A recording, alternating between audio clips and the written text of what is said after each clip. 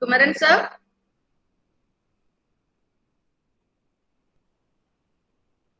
Kumaran sir. Ma'am? Shall we start, sir? Yes, ma'am. Check Test it out. available? Yes, ma'am. Just available, ma'am. Oh. Please mute it.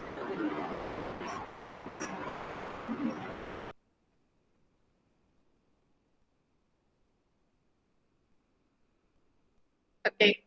So, good morning to one and all present here. I'm Dr. Ananthi, HOD of IT department. On behalf of Department of Information Technology, dear participants, we welcome you all for today's webinar on statistics for data science. So, to become data scientist, mathematics is essential one. So, this webinar will help somewhat we feel. That's why we have arranged this webinar.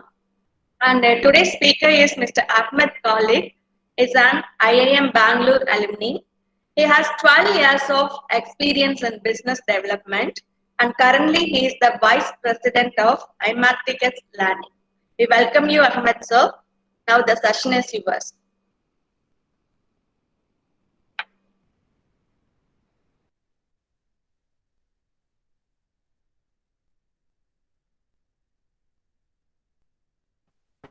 Ahmed sir? Can you hear me? Yes.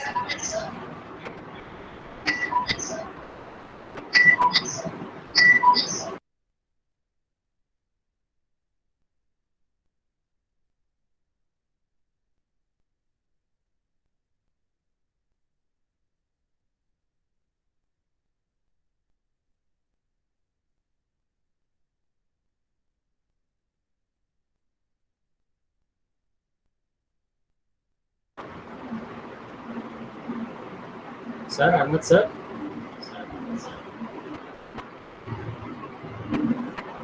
Sir, kindly unmute your audio.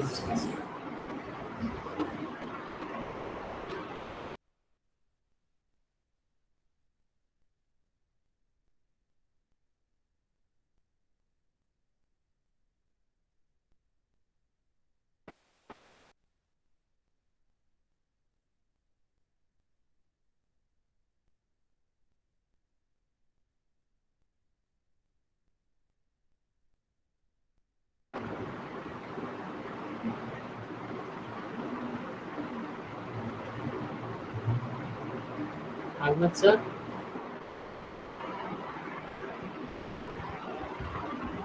Sir, kindly unmute your audio and speak, sir.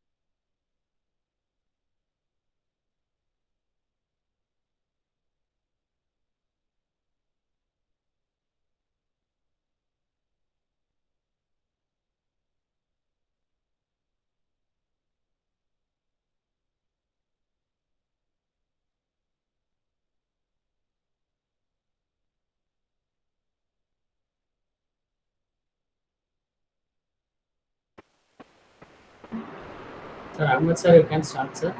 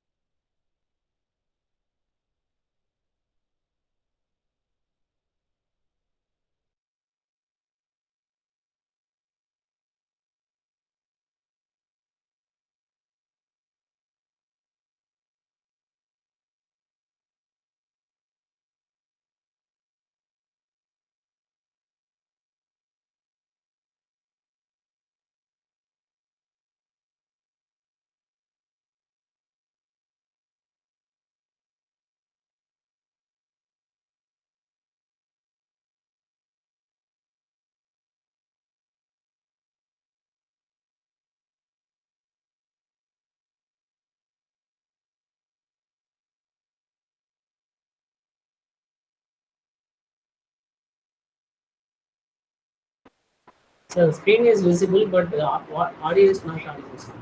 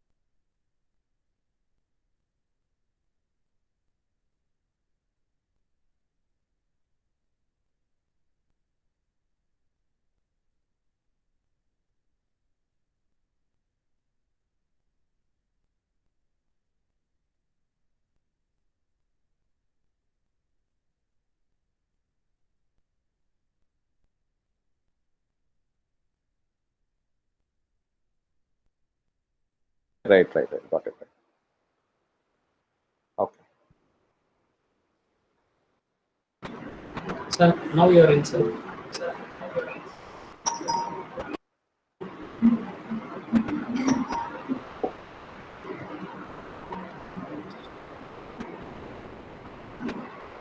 Very good morning, guys. Sorry, this is slightly a new platform for me, so bear with me till I get accustomed to it. And somebody's voice is audible for me, so what I'm speaking, I'm getting an echo. I think okay, clear now. Right. Great. So thank you for joining. So I'd like to start the session, guys. Let's start. Let's not waste any more time. And I would, if I'm extending it to 10 more minutes because of this delay, bear with me on this. Okay. Okay. So start with. I hope you guys are able to see my screen. Okay. So thank you. All right. Yes, Thank sir. you. So Thank you for Easwari institutions for giving us this opportunity. Thanks the management. I would like to thank the HODs and the principal and all the faculty members for giving us or inviting us for this webinar. It's a wonderful opportunity to interact with you guys. What are you actually? First year, second year, third year, or final year, or is it a combination of everything? So what are you guys from? So Sir, you we guys have are faculty also available, sir. Faculty and students. all right, great. Okay, thank you. Thanks for joining in. Uh, so for faculties, now I'm a little nervous. Okay, I'm not as a great faculty, so bear with me if I'm making some mistakes. Okay, so today we are going to see about statistics for data analytics. Before I step into it, I'd like to introduce me, and then I will also give a small introduction about the firm which I represent, and then I will take you forward through that. Okay, and one more thing, like I'll be shuffling between the PPT presentation as well as the Excel sheet. Okay, so if you have some queries, please put it out, or you can unmute and please update me so that I'll be able to go forward. Because if you're not able to see my Excel sheet, then I'll be keep on talking over there. Then you will be confused on what I'm talking. All right. Okay. So going ahead. So myself, Ahmed, and I'm the vice president at Imaticus Learning. Over 12 years of industry experience, currently 13 plus years, right? And I basically completed my bachelor's in automobile engineering from MIT, and I did my master's from IIM Bangalore as well. So this is my short profile. One small association with your institution, Easwari Engineering College. My brother did his engineering from your college. So that was one very close association with Easwari for me. Okay. Okay, so now let's moving ahead with respect to Imaticus. Basically, we started Imaticus in 2012, headquartered in Mumbai. We started there, and we are very specifically known for two major domains. One is analytics domain, and the other is financial domain. So these are the two major domains where we are very focused on. And 2013, 12 we started in Mumbai. 2013 is when we started in Chennai. And in last 8 years, like we have expanded to 14 different cities across the country, the recent one being Chandigarh and Lucknow. So it is not just about Indian presence. We also have a wider presence outside India as well. We have presence in African countries. We have presence in Dubai. We have presence in Manila. Now we are coming out in Jakarta as well as in Dhaka and other cities also. So these are some of the locations where Imaticus is present across the globe. And to put out our journey in last 8 years, we have trained about 35,000 plus students, predominantly working professionals. About 70–80% are working professionals, right? From 3 years experience to 25 years experience. So that kind of profile students comes to us for upskilling themselves. We have about 500 plus partnership with global firms. And they come, they work with us on the curriculum part, content part, case studies, projects. Plus, they also help in hiring some of the interested students who is part of Imaticus family as well. So this is all about Imaticus in numbers. So let's get into the session today. So what are we going to see today? Today, we are going to talk about statistics in data science. So the moment I say statistics, a lot of people will be getting a little nervous, right? Oh my God, it's going to be mathematics all again. Do I have to learn the entire mathematics again and all this stuff, right? So even if you're interested in data science, right? And why statistics is important is because without statistics, you can never even think of data science. Okay, so if you wanted to get into the data science domain, statistics is the fundamental to it. Okay, so even if you think that you do not, if you hate statistics or you hate mathematics, you don't want to learn that, still, if you want to come into data science, no other go, you need to do it. But what I promise you is that at the end of the session today, you will get some interest in statistics, I bet for sure. Okay, so you'll start exploring things. You will get some confidence that you will be able to learn statistics as well. That is my goal at the end of the session today. All right, so where exactly data science comes into the picture, right? We talk about data science so much today. Everywhere you talk about it, data science, right? I'm not sure, but I have been one of the advisor for SRM University to design their curriculum for master's program in data science recently, right? 7 months back, I was in the meeting as well. So now, why are we doing this? For example, is that if you remember this 3 years back, nobody was talking about a BE program in data science or an ME program in data science. But today, more than 50 plus colleges and universities are talking about data science as a curriculum or basically a UG program or a PG program, right? So now why everybody is talking about it? So it all started with a simple answer, right? It all started with a simple question. How do we take decisions? So what happened is, for years together, industry was taking decisions based on opinions, okay? Whatever the reason might be, maybe because lack of data, maybe because of the lack of analysis, etc., right? For years together, industry was taking decisions based on opinions. It could be any decisions, right? Where do we put our branch? Or where do I open my new office? What product category should I come in, right? I still remember during my early days, I was working with a firm called Bajaj Auto Limited. And, even with respect to what is the new bike which we need to launch, right? This is the time, that was the time when research was starting on 220cc Pulsar, if you guys are aware about it, right? So this was about 10-12 years back.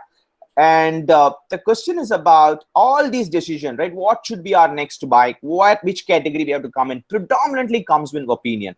Trust me, there was a bike which we launched called, I'm not sure most of you would not even heard about it, called Exceed. This was launched in 2008, if I'm right. And from Bajaj Auto, Exceed, and it was forgotten very soon. It was out of the market for very soon. Even the name, to decide what name should come in, it was all taken on opinions. We as an employees, we all gave different names, and then there was a voting. They shortlisted some names, and then they finally rolled out. It is called as Exceed, etc. So why I'm telling you this is called opinion-based decision making. But today, industry is not doing that. Today, industry has moved on to something called data-driven decision making. Okay, so what is data-driven decision making? It is very important. I'll just give you this example. Look at your screen. This is a football match penalty shootout. Okay, now if I'm going to ask you, the conditions here are very simple. The goalkeeper is a right-handed guy. The shooter is a right-footed guy. And now the shooter it's a final chance for him. If he shoots the ball to the goal, the team is going to win. If he's going to missing it, the team is going to lose. So there is 3 options before him. Okay, forget about top corner, bottom corner, etc., right? So now if I'm asking you that where exactly will you shoot, there are 3 options. One is R, to the right side, represented as R. L, which is left side of the goalkeeper, L. Or the third option is just C, which is center of the goalkeeper. So if I'm going to ask you this question, where will you shoot? Right? Now, what will be your answers? Just a second, let me see. Okay, can you just give me some answers on the chat screen? I hope you guys got the question clear, right? So you have 3 options, R, L, or C. Just type one letter, guys. Don't even struggle to type left side, right side, etc. R, L, or C. That's enough for me. All right. So good. L, R. All right. So now if you look into the chat window, right, what is happening here is that you get a predominantly a winning majority of L over here. Okay, that's enough, guys. Let me just look into it. Okay, so now you get a predominantly majority of L option here. There is 1 or 2 R's and just 1 C I could see. So forget about it. So now if I am the shooter and you guys are my teammates, I'm coming to you. Hey guys, this is a last shootout. Right, where should I shoot? And you all have told me to go ahead and shoot it on the L because that is the majority. So I come here and I shoot it on the L direction. Now, what is this called? This is called opinion-based decision making. How did I take decision? I took decision based on your opinions. Right now, a simple example is that what we did is now we analyzed last 30 years of data of all the football matches that happened. okay, with penalty shootouts, and which fulfills this condition, which is right-handed goalkeeper, right-footed shooter. Look at the data. The data says that 52% of the time this guy jumps to his left. It means more than 50%, right? More than 1 out of 2 chances he is jumping towards his left, which is 53% of the time. And he jumps to this right 45% of the time. So where are you getting more chances of scoring a goal? Compared to R and L, you have more chances if you score it on the R. But look at C. The data says that the goalkeeper is standing straight only 3% of the time. So what it means? It means you have a chance of 97% if you just shoot it straight. Just shoot it straight. Don't even have to think about it. Now, if you know this data point and you are the shooter, what will you do? You will not bother about the opinions. You will go ahead and shoot it straight because you have 97 out of 100 chance of scoring a goal. Right? This is called data-driven decision making. You're able to differentiate, guys, what is opinion-based decision making and what is data-driven decision making. Now, this is what industry is moving towards. And for this is where we need data science, because there is availability of data. Can we take some decisions out of it? Let me give you an example, right? I can give you 100 examples. I have just taken one example, which will be quick and simple for you in data analytics. So how data analytics works in the industry. Let me take you an example of healthcare, and why I chose you, because it is very relevant, right? We are in a global pandemic, COVID-19, lockdowns, and all this stuff. Okay, so now let's look into this as an example. Look at this data. Today, as on yesterday, we have close to 7.2 lakhs cases in India. This is the master data set of all the 7.2 lakhs cases in India. Okay, so if you all remember, the first case came on Jan 30th in Thrissur, Kerala, right? 3 cases consecutively traveled from Wuhan, etc. And then what happened? There was a lull for about a month, and then it all restarted again. Okay, forget about it. Now I have 7.2 lakh cases history. This is the data set. Now, what will I ask? What will I do with only the data set? I cannot do anything. So next question I will ask is, what should I do? What is my problem statement?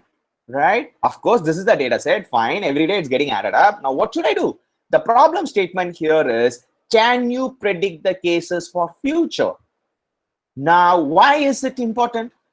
It is important because only then the state government or the central government can be prepared for the situation.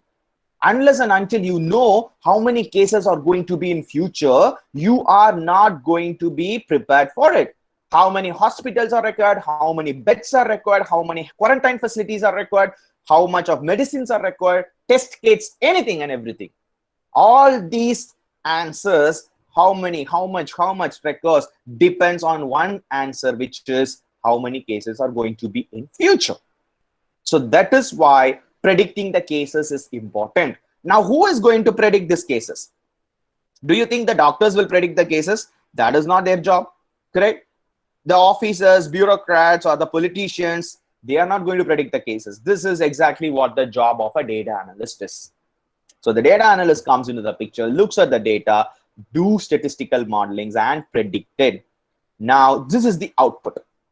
Basically, what is the output? We have taken doubling rate.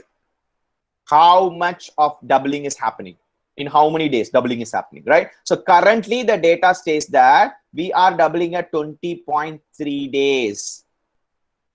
Okay, what it means, today the current cases is 7.2 lakhs.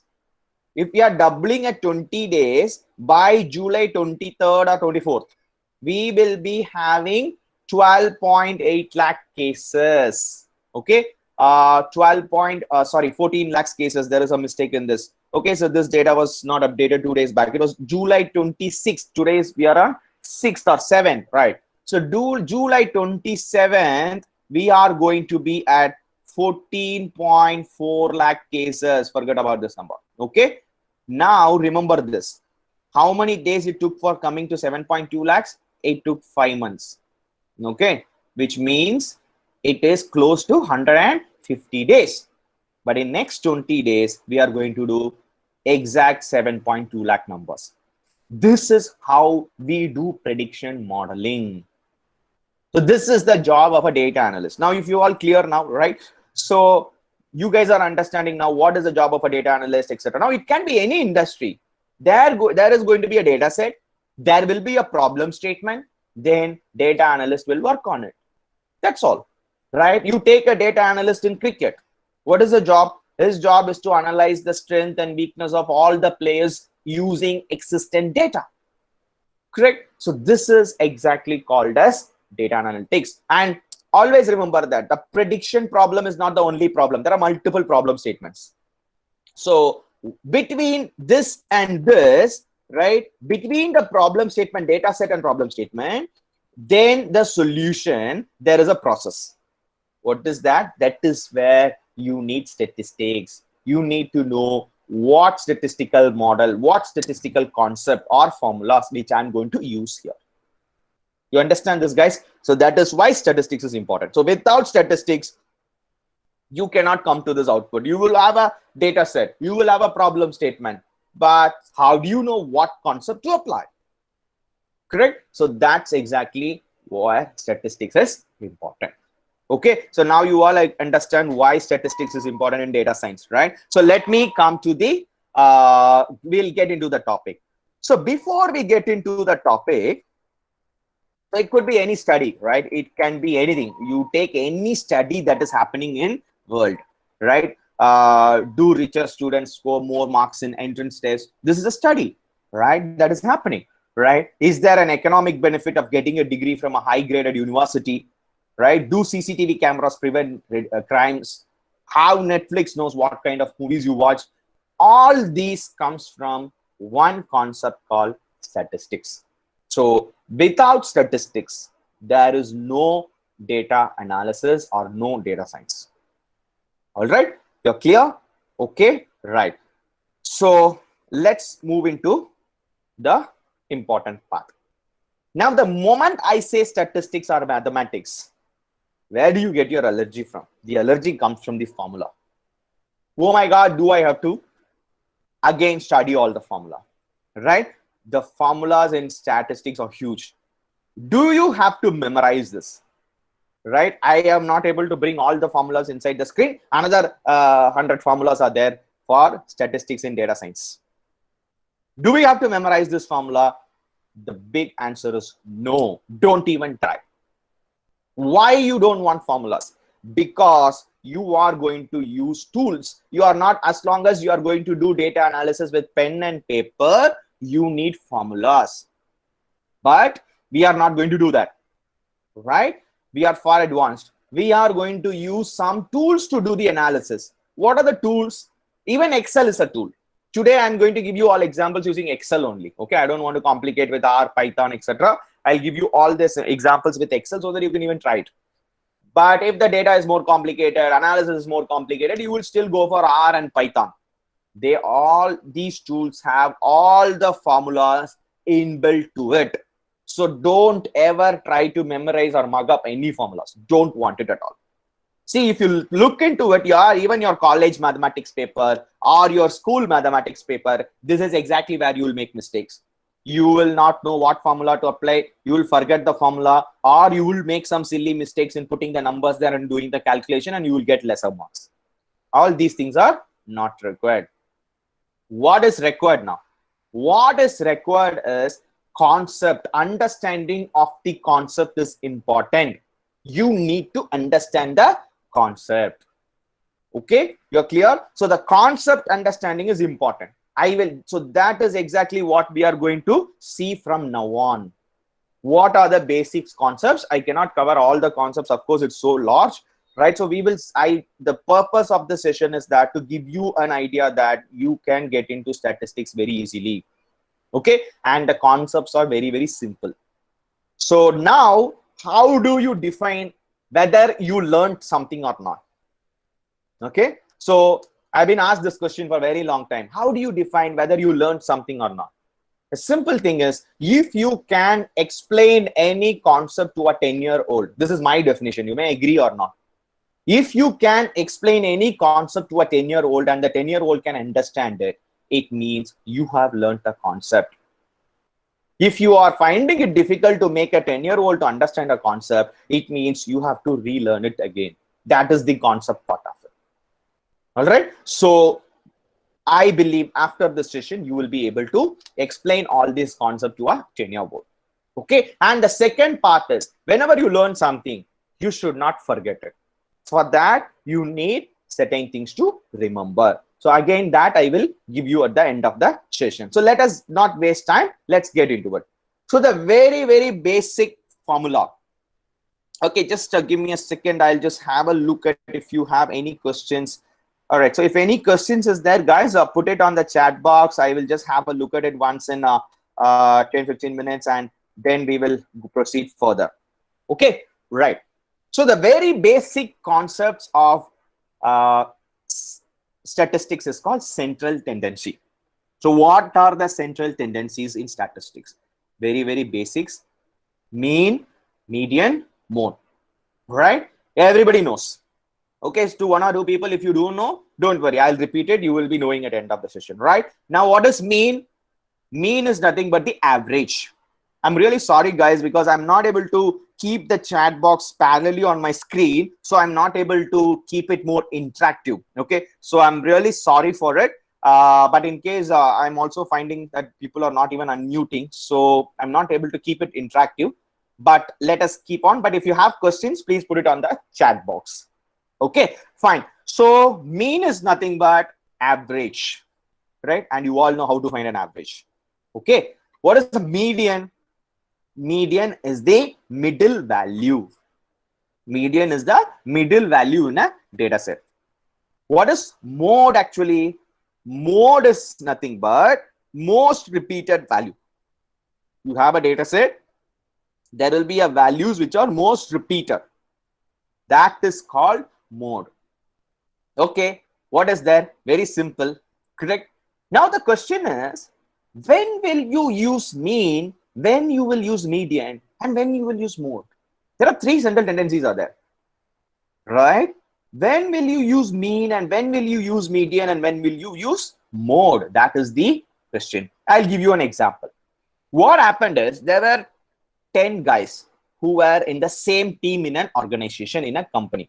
Okay, now these 10 guys, let's take that they're all working in a company and they went to a dinner, team dinner. Okay, now they all sitting and having dinner.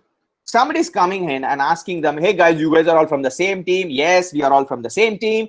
What is your average salary? You guys are working in that company. What's your average salary? Mean salary. So these guys are saying our average salary or the mean salary is 5 lakh rupees. Okay, so this guy said good, he went off. Okay, now remember this, their average salary is 5 lakhs, mean salary is 5 lakhs. What is mean? Doesn't mean that everybody gets 5 lakhs. You all agree? Somebody is getting 3.5 lakhs, somebody is getting 6 lakhs. The average comes to 5 lakhs. Now, suddenly one more guy walked in and he said he is their old friend. Okay, now he said that, hey guys, you know what, I was coming to have my dinner alone and I saw you guys, can I join with you? They said, why not? We are already 10 people, please join us, right? You also work in the same company, please join us. Okay, so this guy joins them for the dinner.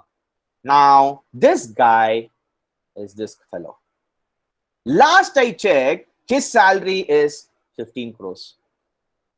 So now the guy who went and asked for the average salary, he comes back again and he asked this group again, hey guys, I saw one of your new friend also saying, so what is your average salary? Now their average salary has gone to slightly higher amount, right? So what is their average salary now? 1.36 crores. Okay, so now if you go and ask this guy, these 10 guys, hey, your average salary is 1.36 crores. They will beat you out. Yes or no? Because poor guys, they are getting 3 lakhs, 4 lakhs salary, and you're going and telling them that your average salary, mean salary is 1.36 crores. You understand now? So you should be always careful in a data set what value to use for central tendency. So in this situation, you are not going to use mean. The moment this guy, till this 10 people were there, mean is all fine. But when this guy joins here, mean is not fine anymore. You will go for some other central tendency, ideally median value. You understand this, guys? So this is exactly what you should be looking for always, right? Why there are 3 central tendency? This is the reason for it. Let me give you another example, right? You need to compare hotel prices in 2 cities. You need to compare the hotel prices in 2 cities. Okay, let me take that. You are working in a company, right? Your company wanted to set up a travel policy. You are the HR, so they are asking you what we will put as the maximum limit for each of these cities. So what do? You collect some data from 2 cities. I've taken Mumbai and Delhi here. So let me look at Mumbai. So what I did, I went and collected the rental price of some 7 or 8 hotels. So I have taken from 7 hotels. 8 hotels I asked, one they didn't send the price. So I got it from 7 hotels. You all able to see the screen. This is the price. So now what are the central tendency? Mean. What is mean? Average of all the values. Correct or not? Median. How do you find this median value? I told you middle, but always remember that don't just go for 1, 2, 3, 7 values or their middle value is 4th value. So 1700 has to be the median. But what should you do before that? You have to arrange it in ascending order. All these values has to be arranged it in ascending order. Only then you should take the middle value. Okay. So if you arrange it in ascending order, your middle value will be 2500. What is your middle value? 4th value. Because 7 values are there, middle value is your 4th value. Right? Now, what is mode? I told you most repeated value. So what is it? 2500 is only repeated twice. So my mode is what? 2500. You understand this, guys? Okay. So now let me take Delhi as an example. I also asked for 8 hotels in Delhi. All the 8 hotels send me the price. Okay. Now this is the rent for 8 hotels in Delhi. Now what is the mean? It's very simple. 3000. I just did average of all these prices. It is 3000. But what is my median here? 8 is there. So what is going to be my median?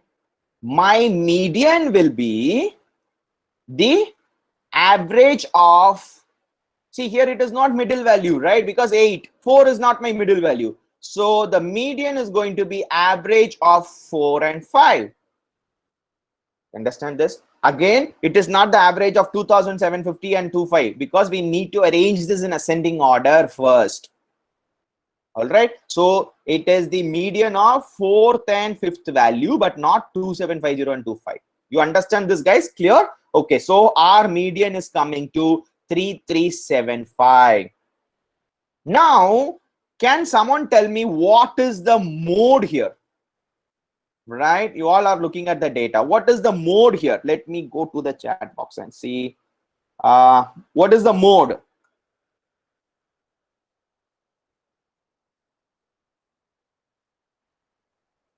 Anybody? What is the mode in this? You can put it on the chat box. I hope you guys are still able to see my screen. Somebody has said screen is not visible. Okay, no answer.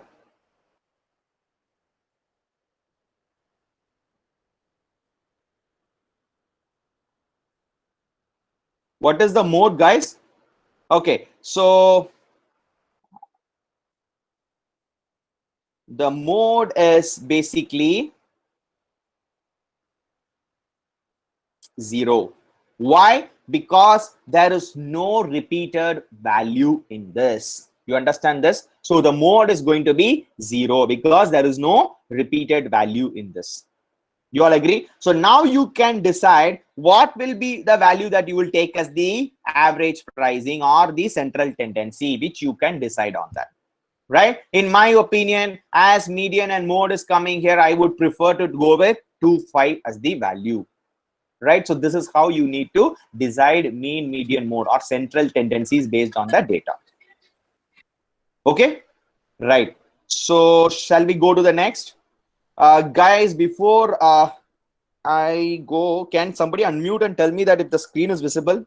Because I'm getting some feedback that screen is not visible. Yeah, it's visible, sir. All right, thank you. And the participants, if the screen is not visible, kindly pin the Ahmed colleague, the name presentation that you pin. It's visible, sir. Thank you, ma'am. All right, so let me go ahead to the next. Okay, so let us look at next topic, which is so you guys are clear with mean, median, mode, when to use mean, when to use median, when to use mode, all those things, I believe, right? So let me go ahead and okay, so just a second, guys.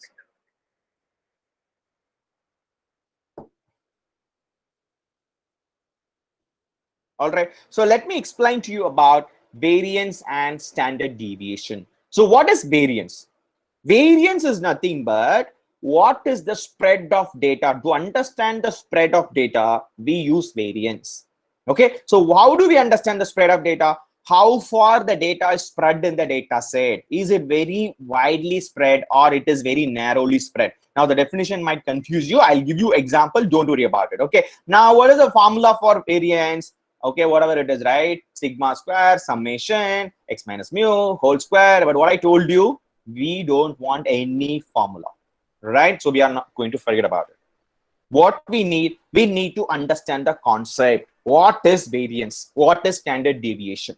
That is enough for us.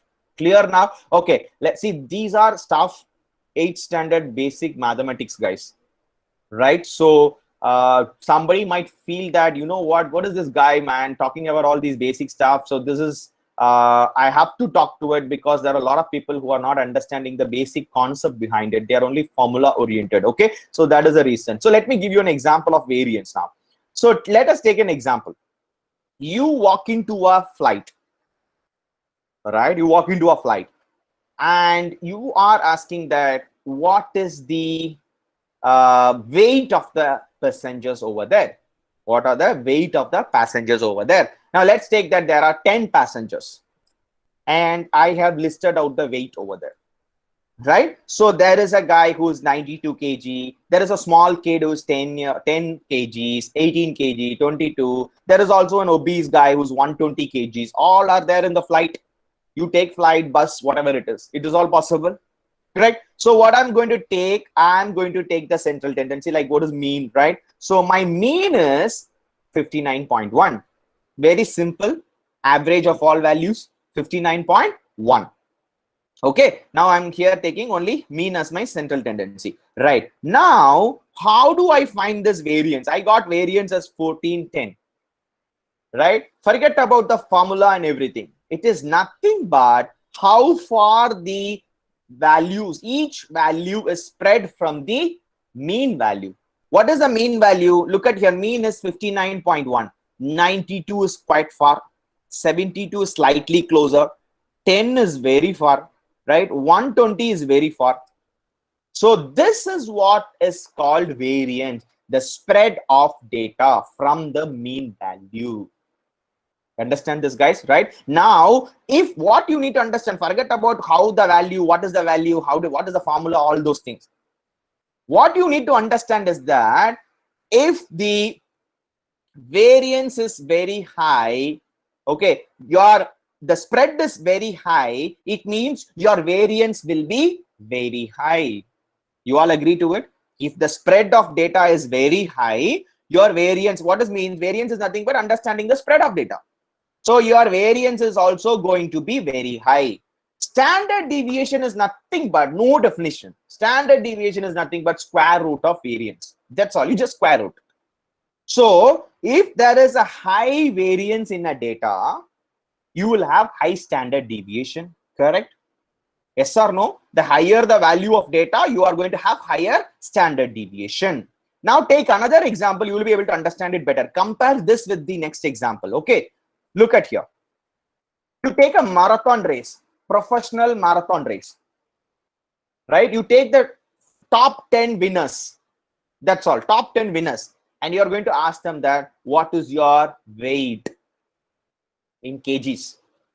Okay, so now they are giving the weight in kgs. Now, what is my mean here? My mean value is 67.5. But what I told you, what is variance? Variance is spread of all the data from the mean. Look at the spread. Is it very far or closer to the mean? 75 is the maximum far, right? On the downside, I have 60, which is the maximum far away data. You compare this to your previous data here, it was 120 and 10, but your mean was 59. The data spread is between 10 to 120. But the same thing in a marathon race, your data spread is very, very minimal. You agree this? So what I told you, if the spread is very less, your variance is going to be very less. Clear? If your variance is lesser, your square root of variance is going to be smaller. Correct? So lower variance in weight, lower variance, whatever weight, height, blah, blah, blah, whatever data. Lower variance means lower standard deviation. Now you understand the concept, guys. What is variance? What is standard deviation? Right? Variance is nothing but the spread of the data. If the spread of the data to the mean is very high, you will have higher variance. If it is lesser, you will have lower variance. Okay, I will take you to a Excel sheet. Okay, look at this. Now, sorry to disturb, guys. Can you tell me that you're able to see the Excel sheet screen on your screen? Can you see an Excel sheet screen? Yes, sir, it's visible. All right, great. Thank you. That's enough, right? Okay, so now you take this data set. This data set 12, 12, 12, 12, 12. Correct? Now, what is the mean? It's very simple. Mean is going to be 12. But I will tell you how to apply formula. I told you, right? You don't have to mug up any formula, memorize any formula. What is the formula? Equal to average of. Right? And I'm just selecting the data set. So my data comes as 12. Now, what I told you, what will be the variance? The variance is nothing but spread of data to the mean value. Now, if you see, where is the spread? All values are equal to mean. So what will be my variance? The variance is going to be 0. Clear? My variance is going to be 0. I can simply take formula. Again, don't mug up any formula, right? Look at here, equal to variance of, I consider this a sample, so I'm taking variance.s. Okay, and I'm selecting the values. var.s is nothing but sample variance, 0. And what is standard deviation? Square root of variance. You can either put that formula, or in Excel you also have a formula called STDEV, standard deviation. Okay, and what I do, I select the values, close it off, you get 0, because square root of 0 is 0. You all agree? Now just think about this. What happens here? Okay, I'll just copy and paste the mean formula here, average formula here. So here, 5 of my values are 12, 1 is 13.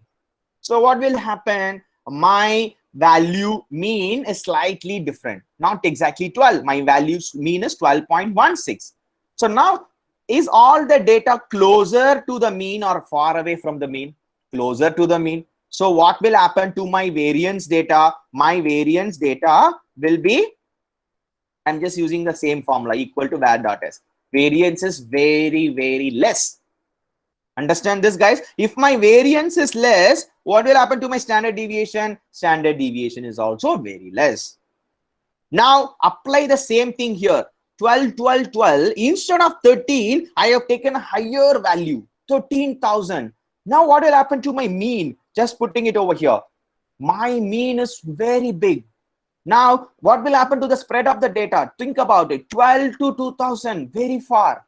So if the spread is very high, my variance is going to be very high. Look at the difference. What is the variance? Very high. So what I told you, higher the variance, your standard deviation will also be higher. Okay, clear now, guys, right? So now you are clear with mean, median, mode, standard deviation, variance, etc., right? Very, very basic concept. All right. Okay. Now, what is one standard deviation? For example, I'll tell you that also. Okay. Now, there are something called one standard deviation, two standard deviation. We will come to it later, but just understand it. Three standard deviation. Okay. Now, always remember, but let us take this data. Okay. One standard deviation is nothing but 0.408 on both sides of the mean.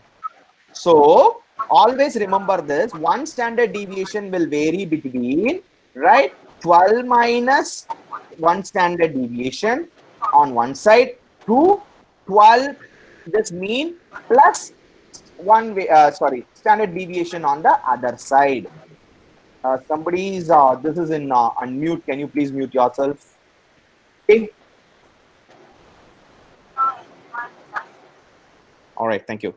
Right, so this is called one standard deviation values, because one standard deviation is what, 0.408. But how do you take it? You will take from mean minus one standard deviation, from mean plus one standard deviation. That is called one standard deviation.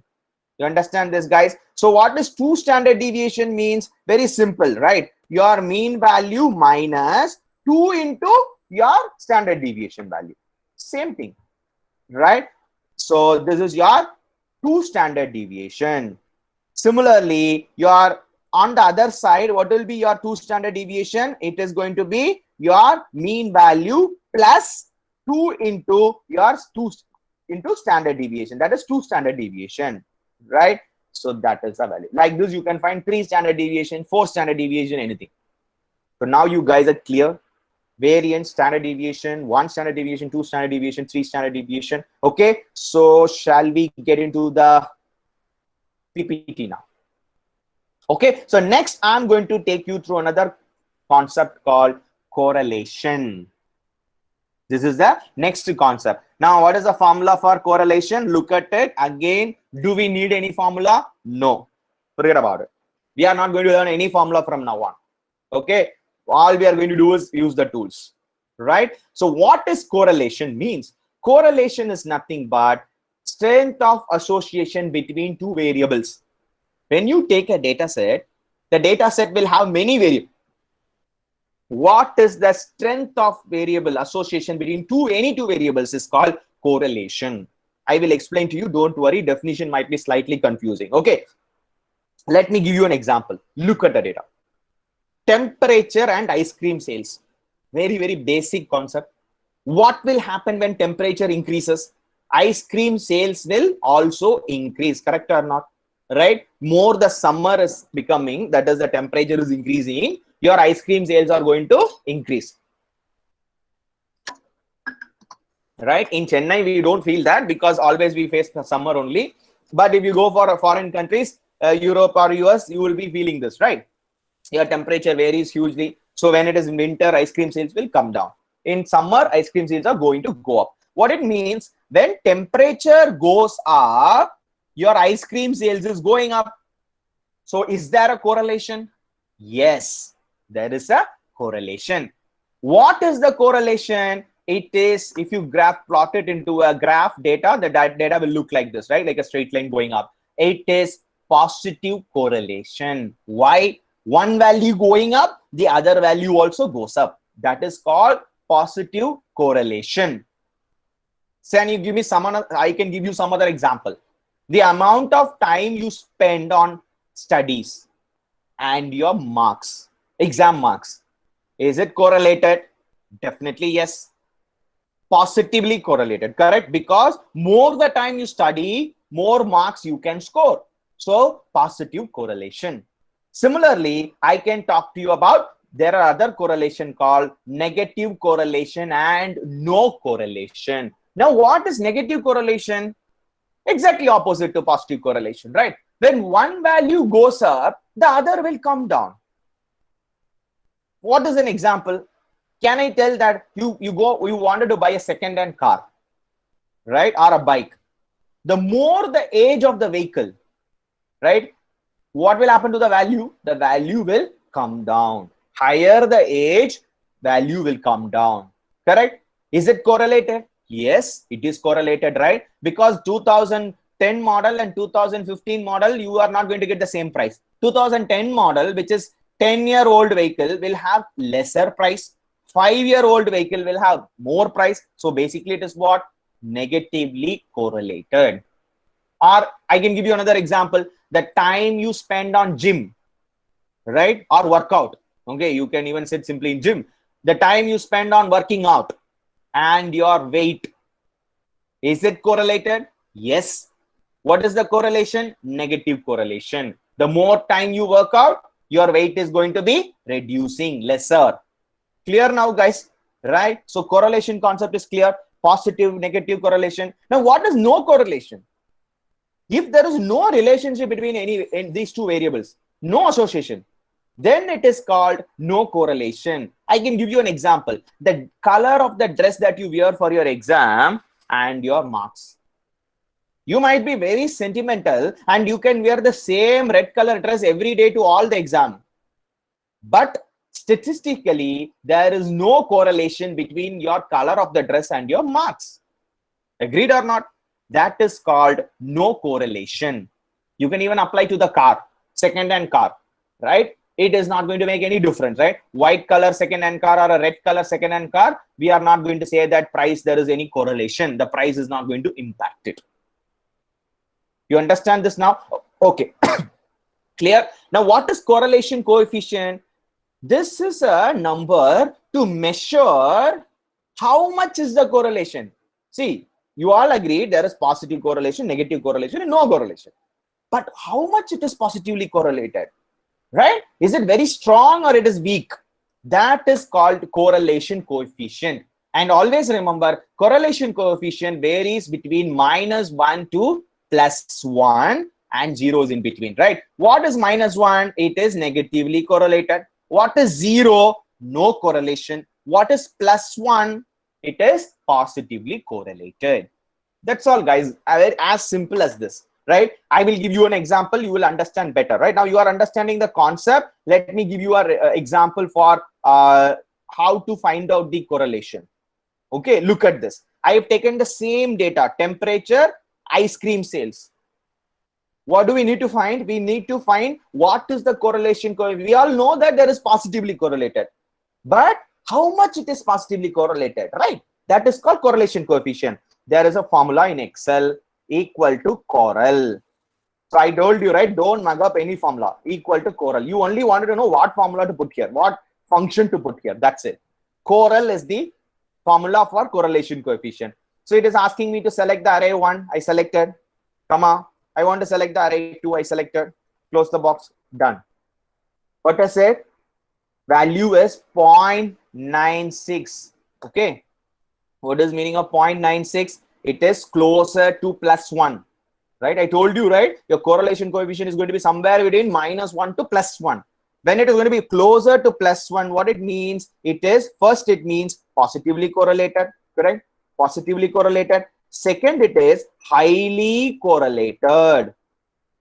Agree? Because it's very closer to 1. Take this data.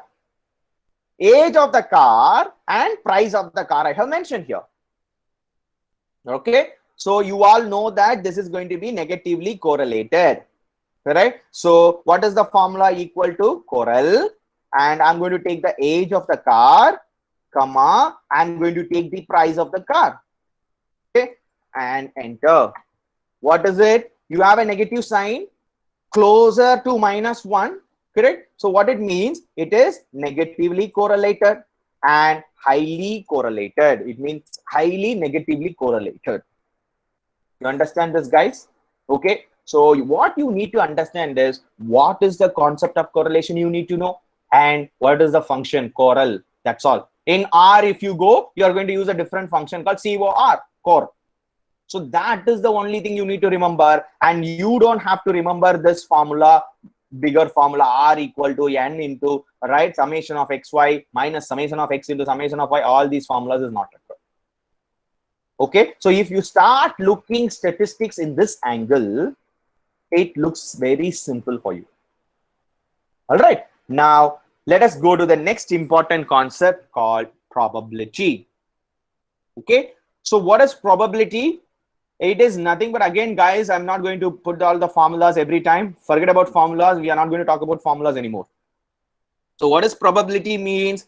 Probability is nothing but the chance of occurring of an event. That's all. What is the chance of occurring of an event? Right now, for example, if I'm going to tell you that the sun will rise tomorrow, what is the chance? 100%. Correct. No doubt at all. Now, whether I will be alive or not, that is maybe doubtful. But sun is going to rise tomorrow. 100% it's going to happen. So it is very, very certain. Correct. And if I'm going to say that you roll 2 dice, okay, and I am telling that I need to get 14 in this, is it going to happen? Right? No, it is impossible. It is not going to happen at all. Probability is nothing but anything between this impossible event to highly certain event. If it is impossible, it is 0. Your probability of it is 0. It is highly possible, your probability is 1. So any value, your probability value is always going to lie between 0 to 1. Remember this, don't confuse with the correlation coefficient. That is between -1 to +1. Your probability value going to lie between 0 to 1. How? You understood now, correct? Impossible situation to highly possible situation. Anything between this, right? Now you toss a coin. What are the chances, probability of getting a head? Even chance. Why we say even chance? Because it is 1/2. Correct? Or we write it as 0.5. Correct? So this is called probability. So any chance of occurrence of an event is called probability. Okay, it's very, very simple with respect to concepts. Don't complicate it. Now let me give you some examples on dependent event and independent event in probability, right? You would have studied this, formulas, etc., blah, blah, blah. Forget about it. Just understand the concept. Okay. Now, what is a dependent event? Dependent event is nothing but if an occurrence of an event depends on the previous occurrence of the event. Okay. If one occurrence of an event depends on the previous occurrence of another event, then it is called dependent event. Definition is not understanding. I know very well. I'll give you an example. Look at this. You all have a vehicle, 2-wheeler, 4-wheeler, whatever. If you have a vehicle, you should have an insurance, motor insurance. Correct? Now, every year you need to renew your premium. Assume like this, first year, right? You have got a new vehicle. You didn't meet with any accident, no insurance claim. You go to next year to renew your insurance claim. You know what they will give you? They will give you something called NCB. Okay. What is this NCB? No claim bonus. Why should they give you this? Right? Because the insurance company works on dependent event concept. They believe that if you have driven your vehicle 1 year without any accident, the chances of occurring another accident in next year is lesser. Right? It is lesser or highly unlikely. That is why they are offering you a no claim bonus to you. And your premium will be lesser. Rather the otherwise, if you met with an accident this year, you went and claimed insurance for 20,000 rupees. Okay, done. Next year, you go back and renew your insurance. They will not give you no claim bonus and they will increase your premium. Why? Because dependent event. They believe that if you met with an accident once, next year you will definitely more chances of meeting out with an accident. So they are protecting themselves by increasing your premium. You understand this, guys? What is dependent event? Okay, and one more thing, guys, if you have questions, just please put it on the chat box. I will see it once in 15 minutes and I will take out your questions. Okay, right. So now what is independent event? Exactly opposite to that. Very simple, right? If an event doesn't depend on the previous event, it is called as independent event. Correct? You toss a coin. Let's look into this, right? Now, first time you're tossing a coin, you got head. Second time you're tossing a coin, you got head. Third head, fourth also head. Now, what will be the fifth option? Fifth time when you are tossing a coin, will it be head or tail? Right? Can you bet that, you know what, 4 times it came head only? So fifth time I'm betting it 1 lakh rupees, it will be head only. It cannot be done. Correct? Because still the chances are even. It can be a head or a tail. It is not dependent on any of the previous event. Remember this. Right? That is why tossing a coin has an even chance and it is an independent event, because it is not dependent. Immaterial. You got 5 heads. No, you might have got 100 times head. 101th time when you toss a coin, you have an even chance only. It might be head or a tail. It is not dependent on whatever the 100 times what happened. You understand this? This is called independent event. Now, where it is, you know, who will be where it is big, you know, used in or badly used in, if somebody who doesn't know this, people who gamble. How do they gamble? Right? They will think like this. You know what? 5 times I am winning it. My cards are coming very good. 6th time also I'm going to win it. They will put the entire money in. What will happen? Your 5 times your card shuffle is completely independent to your 6th shuffle. You understand this, right, guys? So you might have a factor of luck, but statistically there is no luck. Statistically, it is an independent event. The same way, you might think that, you know what, 5 times I didn't get the right card. So 6th time, definitely it will come to me. Or 7th time, it might come to me. No problem. You might even not get that even at 100th time also, because it is an independent event. It doesn't know what happened before. You understand this, guys? So if you understand dependent and independent event, a lot of things will be easy in life. Okay, so you are clear now, right? Shall we move to the next topic? Okay, so let me give some time to look into the questions. Any questions? Participants, if any question, kindly post the questions in the chat box. Any questions, guys? I'm not seeing anything on the chat box, so we'll proceed. Okay, so if anything wrong, I could see a lot of faculties as well. So if anything is wrong in what I'm teaching, also please correct me. Right, I'm a little nervous when I'm handling to faculties over here. Okay, so let me look into the next thing, which is called permutation and combination. The moment we talk about permutation and combination, again, I'm able to see a lot of nervousness, right? What is this? This concept is something which has been a pain for a longer time. Okay, so now let us see. We will not get into the formulas again. What is NPR, NCR, permutation, blah, blah, blah stuff and all. Okay, I'll just give you what is a permutation problem, what is a combination problem. First, that itself half of people doesn't know how to identify that. Second, where it is used in real time. Permutation and combination, I'll give you an example. Okay, and let me look at this. What do you call it a combination problem? Right, I will give you an example of a fruit salad. How do you make a fruit salad? You will take some 7 or 8 fruits, right, and you will cut it and put it in a bowl.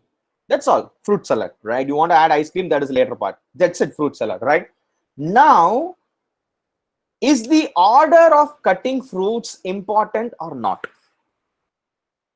Let us take your mango, apple, pineapple, and strawberry and all these fruits, right? Is there any rule that for a fruit salad, you should first cut the apple, then only you have to go and cut the mango, then you need to add the grapes? Is there anything like that? No. Correct? So the order of cutting the fruits is not important. So if the order of arrangement is not important, it is called combination problem. Clear? If the order of arranging is not important, it is called combination problem.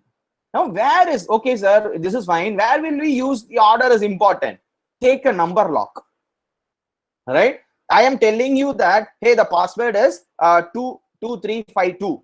Okay, 2352. This is the password. Now, can you put any number anywhere and it will open? No, correct? You have to put 2 here. You have to put 3 here. You have to put 5 here. You have to put 2 here. Only then it is going to open. So order of arrangement is important here. Wherever the order of arrangement is important, it is called permutation problems. You understand this, guys? Right? Trust me, you will never forget it. Whenever you talk about combination and permutation, remember this: combination is a fruit salad. Okay? The order of cutting arrangement is not important. Right? Your number lock is a permutation. Your order is important. I'll give you an example of real time why permutation is important. How do we hack your password? How password hacking works? Right? Now, look at it. You might have a, let me take, I'm giving you, think about a 4-digit number as a password. For example, your mobile unlocking or your mobile banking password or something like that. This will have what? 4-digit number as a password. Correct? But can you do a 4-digit number to a system, internet banking, etc.? I'll tell you why. Now, what are the possibilities? What are the permutation that is possible here to break this password? Each digit, I have 10 possibilities, right? How do I say 10? 0 to 9, correct? Any digit can be possible. So each digit, there are 10 possibilities, correct? So what is my total permutation number, right? What is the total possibilities to hack this password?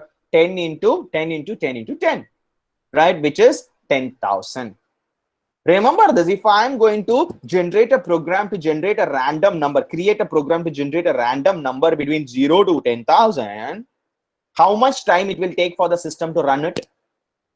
Within 5 minutes, this password can be cracked. Agreed or not? Right? Any one random number between 0 to 10,000 is going to crack this password.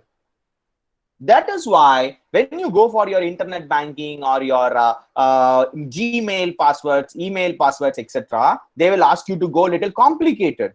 8 character has to be the minimum. 1 capital letter, 1 special character, 1 number should be there. Have you seen all these things? Minimum 8 character password, right? So let me look into, I'll just give you a comparison to this. Now, how many possibilities are there in this? If you do a password like this, look at it. Let me take this as an example, right? This is my password, okay? Not my actual password. I'm just giving you a sample password, right? It follows all conditions. 8 characters minimum, yes. 1 capital letter, 1 special character, at least 1 number, all are there. Done. Satisfies all conditions. What are the possibilities to crack this password now? So what is each possibility here? You know how many possibilities are there? 95 possibilities are there in each digit. How it is 95? Look at this. I have 26 lowercase letters, 26 capital letters, 10 numbers, and 33 keyboard characters. So overall, I have 95 possibilities for each digit, each letter. How many letters I have? 8 letters. So what is the permutation? Total permutation is 95 to the power of 8. If you want to calculate it in a system, you can do it. It comes closer to 6,000 trillion possibilities. Do not underestimate the power values. 95 to the power of 8 is 6,000 trillion. Trust me, very, very difficult to crack this password using random number generation. Clear now? Where exactly permutation is used, right? Now, if I want to give a fun fact, 90% of you guys who are attending this session, right? Your first letter of your 8-character password, what you're going to use, will be a capital letter, first letter, right? Why? That is how human psychology works. Now, what happens is when you keep your first letter as a capital, like this example, first letter is a capital letter, right? What happens here? And you know what? Most of you here, 90% of you here will only keep 1 capital letter in your character, in your password, and 1 character, special character also. So this will reduce the job of a hacker if you are going to be so predictable. Okay, so try to keep your passwords little unpredictable. You understand this, guys? Now you are understanding the permutation concept clearly. All right, so let us move to the next concept, which is called normal distribution. Okay, so now what is normal distribution? Normal distribution is basically a distribution is nothing but a set of data. Okay, so when it is normally distributed, it can be different distribution is there, right? Frequency distribution, normal distribution, a lot of distributions are there. When it is normally distributed, I'll just give you an example. I've taken the data of female shoe sizes, okay, of entire US population. This data is from US. So I have taken the female shoe size of all the US population. Now, if you look into it, average female shoe sizes will be between 7 to 9. Okay, so if you can look into this, you can see this, right? Majority of the values will fall between 7 to 9, right? But there are also, this is percentage of population. Great, so you are understanding the data, right? 7 shoe size, 13% population is having it in US. 16% population have 8 shoe size, like this. Okay, this is the understanding of the data. So there is, like, for example, there is somebody whose shoe size is 4, probably like a dwarf, right? Smaller feet, etc. Right? 1% of population has 4 size. 14 is also there, extremely big, 0.1%. So I have the entire data of the shoe size. Now what do I do is I plot it into a bar graph. I plot this data into a bar graph. So can you look into it? This is the graph, right? You saw, right? 8 shoe size, 16%, 4 is 1%, you all this. I plotted the exact data here as a bar graph. Now, how does the bar graph looks like? Right? Okay, is it looking like this? It's looking like a bell, right? So this is called a bell-shaped curve. So any data, if it is distributed in a bell-shaped curve, it is called as normally distributed data. That's all. You don't have to confuse too much, right? What is normally distributed data? Any data, if you plot it into a graph, it is going to be distributed in a bell-shaped curve. It is called as a normal distribution data. You can take any example, right? In real life, most of the data will follow normal distribution. I told you female feet sizes, right? You take, for example, adult population, right? Height of adult population, it will be normally distributed. Weight of adult population, it will be normally distributed. So you take any such data in real life, a lot of data, I'm not saying all the data, a lot of data you will find it real-time examples, right? It will be normally distributed. You plot it into a graph, it will nicely be a bell shape. But now, okay, you cannot just look at the data and say that it is normal distribution. Okay, the normally distributed data will follow one law. It should follow one law. What is that law? Before that, I'm telling you that the standard deviation of this data is 1. Okay, always remember that the standard deviation is 1. Okay, I have written it over here. Standard deviation is 1. So what I told you, what is one standard deviation? One standard deviation means mean minus 1 and mean plus 1. Correct? We already saw this, right? One standard deviation means here mean is 8. Okay, sorry, I didn't mention it. Mean is 8. So mean minus 1 and mean plus 1. So 7 is on the left side, 9 on the right side. This is called one standard deviation. You all agree this. Okay, we already saw this. 2 standard deviation, mean minus 2 plus 2. Correct? It will be 10 here, 8 here. So now what is the law? I told you, right? Normal distribution follows a law that is called 68, 95, 99.7 law. This is very, very important law when it comes to data science.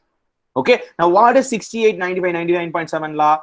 68% of your data lies within one standard deviation. Simple, right? Any data set, right? If it is, if it looks like normally distributed, if you wanted to conclude that it is a normally distributed data, 68% of the data will be within one standard deviation. 95% of data will be within two standard deviation, and 99.7% of the data will be within three standard deviation. That's all. What is three standard deviation? You already know that, right? A mean minus 3 plus 3. Why 3? Because our standard deviation is 1. So I'm not multiplying. 1 into 1 is 1, right? So it is between 5 to 8. This is 3 standard deviation, right? 5 to 8 and 8 to 11, right? So now this is 3 standard. So what the law says, 99.7% of all the values in your data set will be within 3 standard deviation if it is normally distributed. If it is not, then it is not a normally distributed data. You are clear, guys? So it should follow 68, 95, 99.7 law. Remember these numbers. These are very, very important when it comes to data science. You will be using this very, very often. Okay. Now what does it mean? Right. So for example, if somebody is coming with 4 as the shoe size or 4.5 as the shoe size, you can clearly tell them that they belong to 0.3% of the population, or they are outliers. You're clear? They belong to 0.3% of the population, or they belong to outliers. It can be 4, 4.5, or it can be anything here. These are all outlier cases because they belong to 0.3% of the population. You're clear now, guys? Normal distribution, pakka, right? So shall we go to the next one? Okay. So which is very similar to normal distribution. I'm going to teach you another concept called skewness. If you have questions, please put it on the chat box. Be interactive. Don't be worried about it. Even the question is stupid, no problem. Just put it there. Okay. And let us say, what is skewness? Now, skewness is nothing but how far a curve is skewed to one direction. Okay. So now look at this. Ideally, it is the symmetry of the curve. Now, if it is normally distributed curve, right? Let us take this. Okay. This is a right side symmetry, and this is the left side symmetry. What will happen if it is a normally distributed curve? Ideally, ideal situation, right? Symmetrical distribution means your R is equal to L, correct?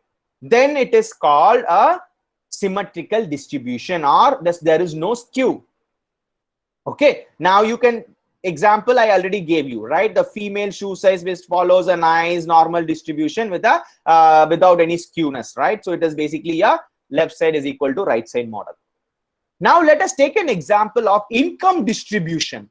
Now what is income distribution? Average income of Indian population. Okay, if you take the average income, you know what happens? Almost 90% of the population is within 50,000 range. Okay, I'm going to take now, for example, 50,000 to 60,000, 60,000 to 70,000, 70,000 to 80,000. I'm keep on increasing this. 1 lakh, 2 lakh, right? This is monthly income. Monthly income I'm talking about, right? So I'm taking 2 lakh, 3 lakh, 5 lakhs on the right side extreme corner, right? So how my graph will look like? My graph will look more skewed, right or not? How it looks? It looks like this, right? It goes like this, sir, and then it keeps on. Sorry. Yeah, please. Sir, Ahmed, sir, sorry for the interruption, sir. The time is running out, sir. Can you able to finish it as? Sir? Okay, how much time is there? Sir, time is already completed, sir. Can you? Oh, sure. Right. I'll just wind up with this. No issues, right? Yeah, sure. Okay. So thank you. Thank you. All right. Right. Okay. So this is basically called your positive skewness, where your skewness graph is going on in the one direction of it. Okay. So it's very clear, right? This is the positive skewness. The another example I can give you is basically the CGPA in classroom. You go and take your classroom. What is the CGPA? Right? For example, maximum people will be in the 7 to 8 category or 7 to 9 category. Correct or not? You take, for example, 80% of the people will be between 7 to 9. Probably if you take 6 also, 90% will fall there. And will there be people in 0, 1, 2, 3? How much will be there? Your 10% of population will be there. So how the curve will look like? It looks like this, right? Then it goes bigger and make it. So where you are having your skewness, it is on the left side. So this is called negative skewness. This is called positive skewness. All right, guys. So that's it, guys. I'm really sorry. Actually, we started slightly late and I was not aware that we need to finish it off so fast. Okay, so there are some topics which I thought of taking it further, but we are not able to continue. That's fine. So I hope some introduction you got to statistics and you're able to understand how it is all used, and you don't want any formulas. You can learn all the concepts of statistics as easily as possible. Okay, so if you have any questions now, guys, I'm open to you. Please put it out on the chat box. I'll be able to take out the questions for you. Any questions?